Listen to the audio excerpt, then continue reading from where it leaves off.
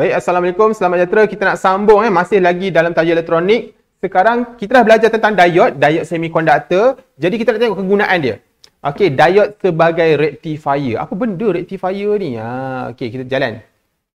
Okey, rectifier tu apa? Rectifier ialah alat untuk mengubah daripada arus ulang-alik kepada arus terus. Rektifikasi pula ialah proses lah. Rektifikasi proses nak ubah arus ulang-alik kepada arus terus. Kenapa? Sebab diode ini membenarkan arus mengalir satu arah. Okey, sedangkan arus ulang-alik, nama pun arus ulang-alik, dia pergi dan patah balik. Bila kita letak diode, dia tak boleh patah balik. Itulah dia yang menyebabkan dia jadi arus terus. Okey, contoh. Ni benda ni. Okey. Kalau kita letak bateri ialah sumber arus terus.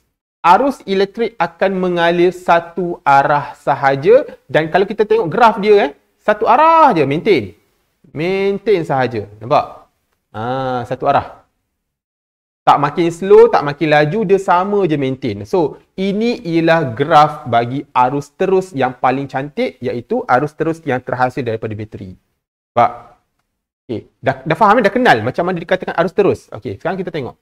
Macam mana pula rupa arus ulang-alik?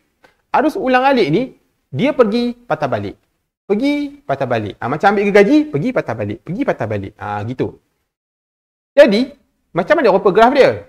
Okey, graf dia macam ni. Naik, turun. Pergi sana, patah balik. Positif, negatif. Positif, negatif. Positif ke kanan, negatif ke kiri. Bahasa mudahlah. Nampak? Jadi graf dia, inilah graf arus ulang-alik. Naik turun, naik turun, naik turun. Jadi macam mana kita nak jadikan graf arus ulang-alik ini menjadi arus terus? Kalau kita letak diode, apa jadi? Nampak? Anak panah dia mana? Anak panah dia ke arah kiri. Ke arah kanan. Sana ke arah kanan. Jadi arus hanya boleh mengalir pada satu arah sahaja. Arus mengalir, dia tak boleh patah balik. Dia mengalir, dia stop. Dia mengalir, dia stop. Dia tak boleh nak patah balik. Jadi macam mana kita punya graf? Mengalir, tak boleh patah balik. Mengalir, tak boleh patah balik. Nampak? Dia terpaksa mengikut arah yang satu sahaja. Yang di sebelah bawah tak dapat nak mengalir kerana terhalang oleh diode. Nampak? Bila kita letak satu diode. Inilah yang kita panggil. Ini sekarang ni dah dikira arus terus ke arus ulang-alik lagi ni? Ini dah dikira arus terus. Sebab tidak ada yang berada di sebelah bawah.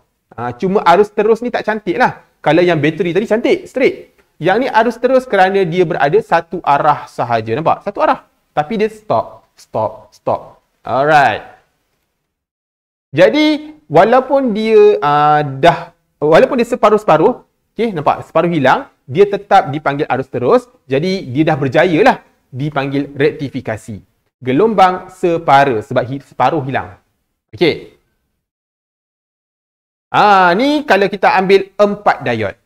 Kalau 4 diode kita susun dalam rupa macam ni, minta tolong murid tolong ingat gambar ni.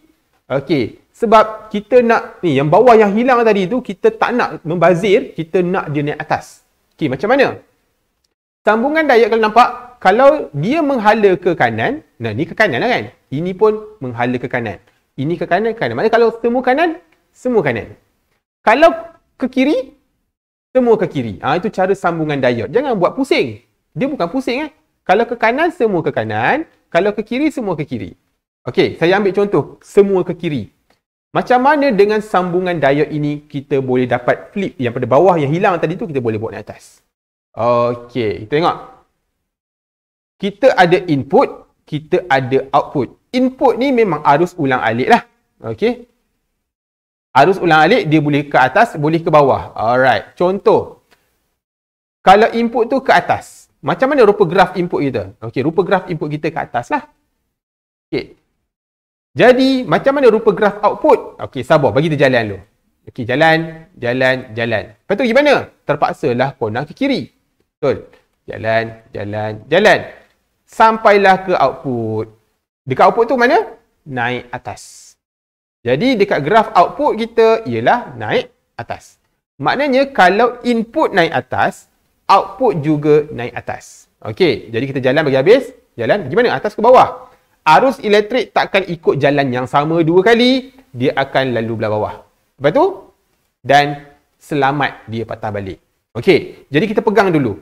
Kalau input naik atas, output ikut naik atas. Input naik atas, output naik atas. Okey, fine. Sekarang ni, kalau input turun bawah, kenapa input boleh turun bawah? Sebab input ialah arus ulang alik. Dia ada atas, dia ada bawah. Jadi, kalau dia bawah, input kita current dekat bawah. Jadi, dengan susunan 4 ketul diod ni, apa yang akan berlaku? Arus jalan, jalan, jalan.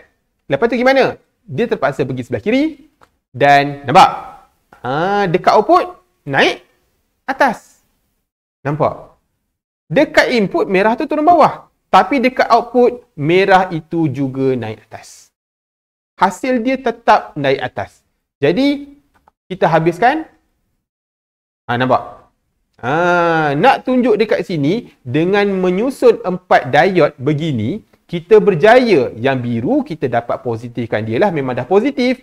Yang merah, yang negatif, kita dapat positifkan dia juga. Menyebabkan, kalau biru naik atas, biru masih naik atas. Kalau merah kat bawah, tetap kita akan dapat output dia naik atas. Nampak? Sekarang ni, rektifikasi ni. Rektifikasi gelombang penuh.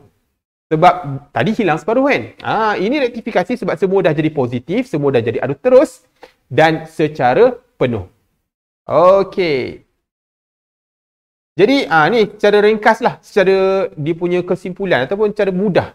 Kalau rektifikasi gelombang separa, nampak duduk atas macam ni. Separa ni, bawah hilang. Ini pakai satu diod. Kalau 4 diod tadi, nampak dapat full wave rectification. Okey. Tapi tak rata, nampak? Dia naik. Sedangkan kita dah tengok tadi, arus terus yang paling cantik, yang bateri keluarkan, lurus. Jadi kita ratakan, kita boleh ratakan arus yang naik turun ni, kita boleh ratakan dengan menggunakan kapasitor. Kenapa nama dia kapasitor? Senang je nak ingat. Cap, topi. Nampak tak apa dia je topi? Simbol dia sama macam bateri, tapi sama panjang. Mungkin sebab kegunaan dia sama kot. Dia boleh menyimpan cas. Jadi, yang penting kena tahu dia dipasang secara selari dengan output. Dia gunakan untuk meratakan. Okey, macam mana dia boleh meratakan arus? Ni. Ini satu diod dapat half wave separuh. Ini 4 diod dapat full wave. Okey, rektifikasi gelombang penuh. Kita pasang secara selari dengan output. Ni output kita, ini output kita. Kapasitor tu dipasang secara selari macam tu. Okey. Dan bila kita pasang secara selari, nampak? Macam mana dia boleh meratakan arus? Ini contoh half wave rectification. Rektifikasi gelombang separa. Jadi bila kita letak kapasitor, apa jadi? Kapasitor ni buat apa tadi? Dia simpan cas. Jadi apabila current tu tengah naik, kapasitor akan menyimpan cas.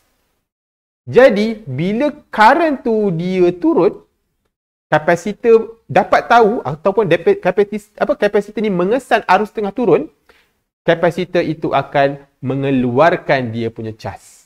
Jadi current tu tak sempat turun bawah, kapasitor dah cover. Nampak? Kapasitor ni dia macam tangki air lah. Bila ada air, dia top up. Tapi bila tak ada air, kita boleh pakai air daripada tangki. Maksudnya kita punya bekalan tak putus. Nampak? Oh, air dah ada balik, top up lah air. Kapasitor tu top up. Bila air tu dah mula kurang, kapasitor akan tolong backup dengan dia punya cas. So nampak? Jadi, kita akan dapati arus tu nampak macam tak berapa nak turun. Ripple kita panggil. Okey. Jadi, kesimpulan keseluruhan diod sebagai rectifier, cerita dia macam ni. Kalau tidak ada diod, kita punya graf arus ulang alik yang penuh. Macam itulah arus ulang alik yang penuh. Disebab tidak ada diod. Bila letak satu diod, kita dapat half wave rectification. Okay, nampak? Sebab boleh pergi, tak boleh patah balik. Kalau kita letak kapasitor, kita akan dapat half wave rectification yang telah diratakan sedikit. Nampak? Gitu. Alright. Manakala kalau kita letak 4 diod, kita akan dapat full wave rectification. Tapi kalau kita tambah diod, kita akan dapat full wave rectification yang diratakan. Itu sahaja, tak susah pun. Nampak? Habis. Jadi, nampak? Tak ada diod, Satu diode dengan kapasitor, 4 diode dengan kapasitor. Ingat yang ini sahaja. Dah settle tentang diode semiconductor sebagai rectifier. Sekian, terima kasih.